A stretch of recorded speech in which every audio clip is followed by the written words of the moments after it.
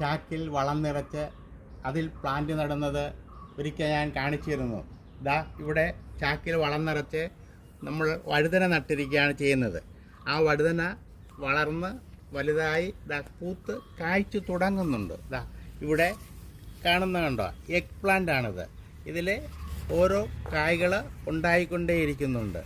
ഇങ്ങനെ ധാരാളം സ്ഥലങ്ങളിൽ ഇതുണ്ടാവുന്നുണ്ട്. ഇതിനുണ്ടാവുന്ന ചില രോഗങ്ങളെന്ന് പറയുന്നത് അതിന് ചില കീടങ്ങൾ വന്ന് നശിപ്പിക്കുന്നതാണ്. ഇതിന് നമുക്ക് 5 ml നീം ഓയിൽ 1 ലിറ്റർ വെള്ളത്തിൽ കലക്കി സ്പ്രേ ചെയ്യാം. 3 ml തൊട്ട് 5 ml വരെ മതിയാകും. അല്ലെങ്കിൽ 1 കപ്പ് പുളിച്ച മോര് 3 കപ്പ് വെള്ളമൊഴിച്ച് മിക്സ് ചെയ്ത് 2 ആഴ്ചയിൽ ഒരിക്കൽ സ്പ്രേ ചെയ്ത് കൊടുത്താൽ ഈ പ്രാണികൾ നശിച്ചു പോകുന്നുണ്ടാവും. ഇത് വളരെ നന്നായി വളരും. അന്ന് ഇടയ്ക്ക് നിറച്ച വളമാണുള്ളത്.